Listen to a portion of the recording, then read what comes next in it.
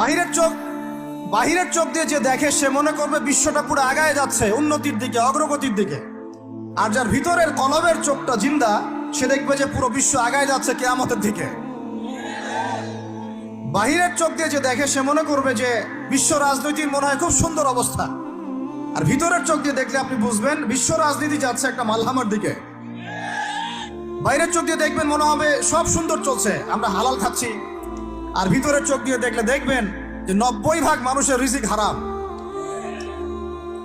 বাইরের চোখ দিয়ে দেখলে আপনি মনে করবেন মেয়েরা এগিয়ে যাচ্ছে, মাশাআল্লাহ, কত উন্নতি, অগ্রগতি, প্রোগ্রেস, নারী জাগরণ আন্দোলন। আর ভিতরের চোখ দিয়ে দেখলে আপনি দেখবেন মেয়েরা আগাচ্ছে ঠিকই, কিন্তু আস্তে আস্তে তারা জাহান্নামের দিকে এগিয়ে যাচ্ছে। বাইরের চোখ দিয়ে আপনি দেখবেন মুসলিমদের সংখ্যা প্রচুর, আমাদের ভয় কিসে, এত সংখ্যা, লক্ষ লক্ষ, কোটি কোটি। ভিতরের চোখ দিয়ে দেখলে বুঝবেন প্রকৃত পাক্কা ইমানদারের সংখ্যা হাতে গোনা যায়।